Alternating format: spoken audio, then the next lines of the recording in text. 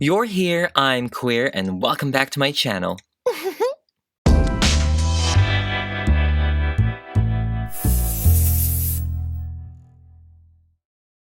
For this Hexmas holiday season, I will be making Minnie Mouse from one of the most iconic duo in history. She is so cute, and I am obsessed with her iconic polka-dotted dress. I do have a bit of a twist with this Minnie Mouse because she will be a Korean kisaeng inspired. Kisaengs are Korean courtesans who provide artistic entertainment and conversation to men of upper class. They are very similar to Japanese geishas and also oirans. Now, there's literally no connection with the inspiration and Minnie Mouse, but I had a phase in high school when I took Disney princesses and I drew them in traditional Asian attires. I started this project when I first got a tablet and I was able to draw on my computer, so these are very old concept arts. They started in like 2010, and so yeah, it was really fun to take different Asian countries and marry them together, and the very last one that I did was Minnie Mouse. This concept art was created in 2012, and I have been wanting to make her come to life. I just love how elaborate traditional Korean hair can be, and so I knew it would fit Minnie Mouse perfectly. The dress is obviously inspired by the hanbok, and I also gave her sky-high platform shoes. I'm sure y'all have also noticed that I have put Daisy and Donald and also Mickey in the picture. And with that being said, let's go ahead and get started. So the victim for this video is going to be Apple White. Yes! I'm actually not even gonna use the body. We're just using Apple White for her face because it is completely round. This is the original Ever After High mold. It's kind of flat, which is easy to draw on, and it's just kind of amazing and nostalgic for me. Let's start by removing all of her hair because we definitely do have to reroot her.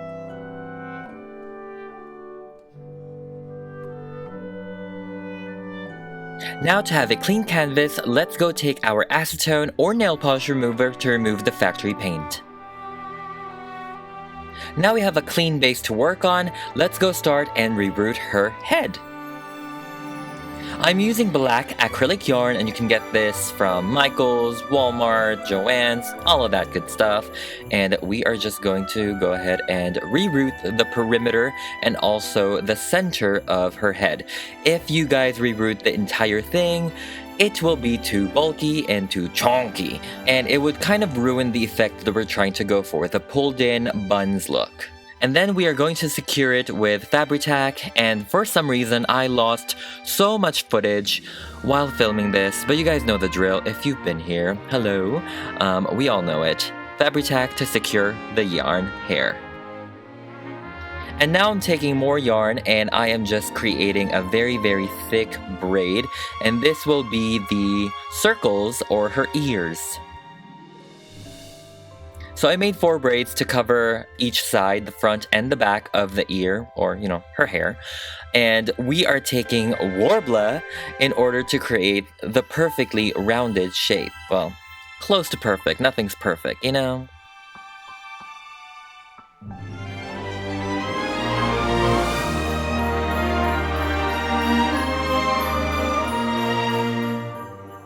Now we have these two imperfectly perfect circle.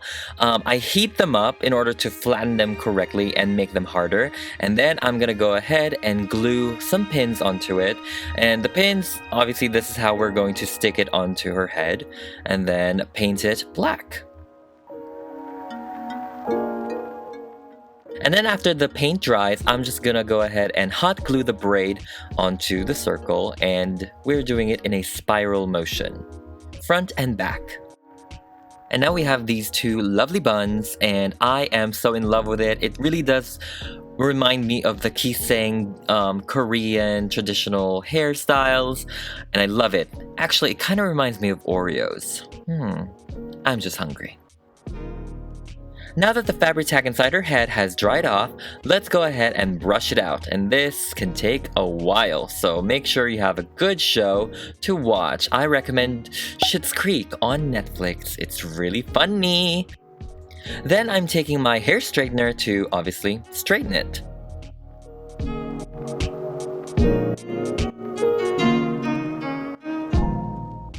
So I wet the hair a little bit to make it easier to move around and put in a very, very clean bun. I'm sure I'm gonna have to redo this after the face up though. So the body donator is going to be from Caddy Noir, obviously because it's black. To me, in my vision, she's wearing a bodysuit that's black, and that's why her entire body is black, but it also gives this mouse-human kind of hybrid, which is really, really cool too. Let me go ahead and wrap her up and also spray her face with the highly toxic Mr. Super Clear, only intended for 18 and up, you know. Not everyone can use it because it's super toxic, like I said. It's only meant for 18 and up, you know. So yeah, we're gonna spray her face so that we can actually draw on it. And now for my favorite part, the face up.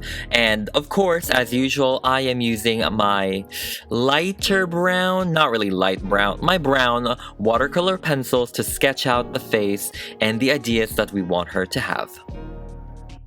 I'm not even gonna lie, I had to redo this 3 times because I just wasn't having it. I wasn't really liking the results of the sketch, and it's kind of important to establish a good sketch from the get-go before you actually add details and color.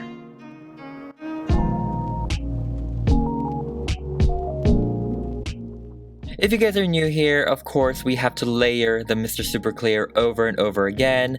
Face up is like Photoshop, it is like onions. You will get the best results in multiple layers. I believe this one was 10 layers or a little more. The eyelashes really gave me a hard time on this one, the bottom lashes I mean, and so I definitely had to layer that up quite a bit. And yeah, in each layer you want to work with everything. You want to do everything. You can't just focus on one thing. You want to do the blush, you want to do the pencils, you want to do the paint, and you want to layer all that. My vision definitely was to give her a very aloof, relaxed look. Like, she doesn't look sassy, she doesn't look mean, she looks aloof and relaxed, and I love it. I know in the concept art she looks kind of bothered. The title for that art was Minnie's Curse because she was the only one that's human, so it was kind of like a, you know, a reversed thing. But over here she's confident, she's aloof, she's amazing, and I love it. If anything, the hardest thing to build up would be the white pencil, and that's what I use for her cupid's bow over here, her nose to highlight, her brow bone, and all that. White pencil is really, it takes time for it to actually show, and that's kind of like a pity. So I know that every culture is different when it comes to celebrating and welcoming the new year, and I would like to know down below, comment down below, what you guys do in your culture or in your household that is quirky. Like, Filipinos are very superstitious type of people. Like, we would freaking bang the pans to release the evil spirits, at least in my household. They want you to jump up and down in order for you to grow taller. We would put money around the doors, literally hang money around the doors in order to welcome money. I don't even know. It's so funny. It's crazy. We would also definitely get 12 round fruits and just have it on our table. Yeah.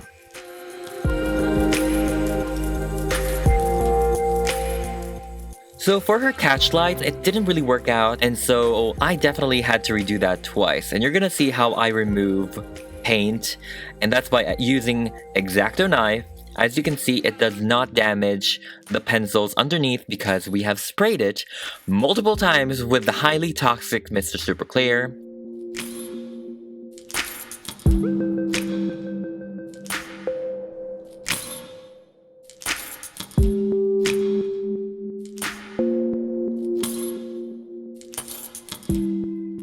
I decided to tackle her for this Christmas/New Year because back in the Philippines, it is considered very lucky to wear polka dots because it would represent money and wealth. My grandmother would rock so many iconic polka dotted prints, and she made me love them so much.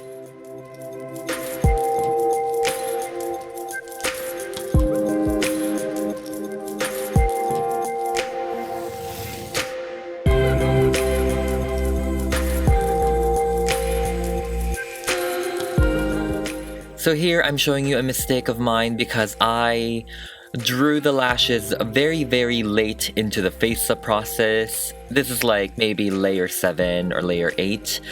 And I needed like, 3 more in order to build up and make sharper lines for the lashes. I don't know why I forget it sometimes. I'm sorry, I'm only human, you know? Then I'm using these lashes I got from Daiso, I believe. I love them, they're chunky, they're graphic, and they will be perfect for Minnie Mouse because she is always drawn with 3 lashes. And so I decided to do that with these 3 chunky lashes. By the way, in this particular video, I was not gluing it, I was just laying it there, so I had to glue it properly off camera. But you know, look at that, movie magic. And now let's gloss up her lips using super sculpey glaze. Yeah. And here we have a before and after of Minnie Mouse. We are finally done. I am in love with it. Obviously, I'm being biased, but you know, love whatever you make. You know, try to love it.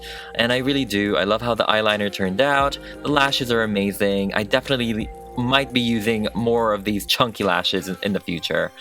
Now let's go ahead and put on her hair.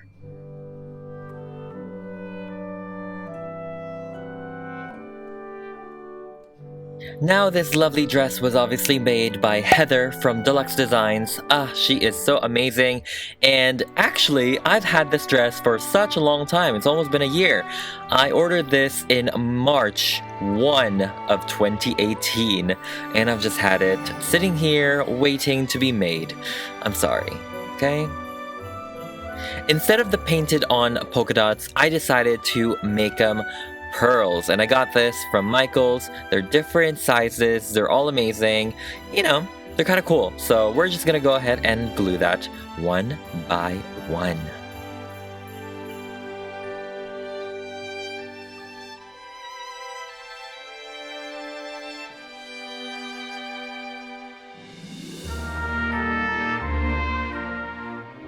And here is the finished dress. I also added some gold onto the ribbon, actually, of the hanbok to make it a little more golden instead of yellow.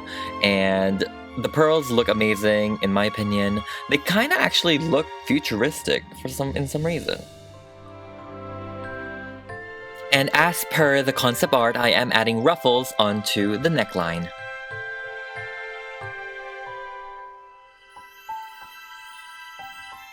And then I also decided to add it onto the first layer of her skirt. And for her shoes, I will be using this. I believe it's Rochelle Goyle. I could be wrong. But we are removing the ankle strap, and I will be making it into the wedge platform from the concept art. And yeah, this is also one of the footage that have been missing. But bottom line, I just filled in the gap between the heel and also the sole of the shoe. And I added a really, really thick, like almost rectangular piece of epoxy sculpt. I wanted to create some texture with it, so obviously we are using my hot glue technique just to, you know, wobble wobble, squiggle squiggle, and then I'm gonna paint it yellow and then gold in the end. And of course, the red bottoms cannot be missing, especially for a red, white, and yellow color scheme.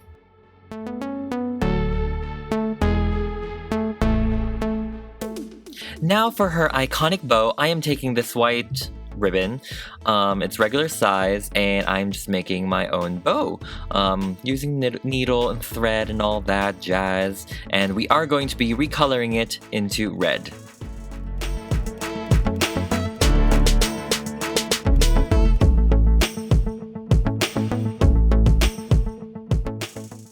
The paint I'm using is just a regular acrylic satin red paint.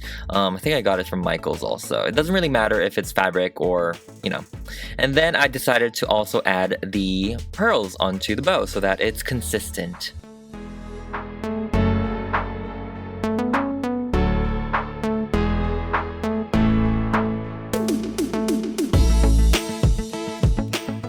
And now we are done with her bow, and let's go ahead and dress her up.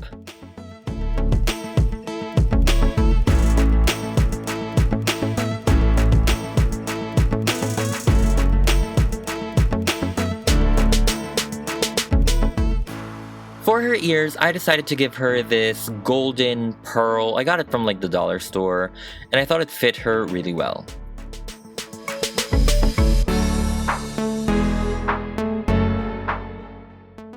Then for her hands, this is definitely Applewhite's hands, because Caddy Noir's was a fierce pose and I want it to be more delicate. And we will be painting it, of course, white.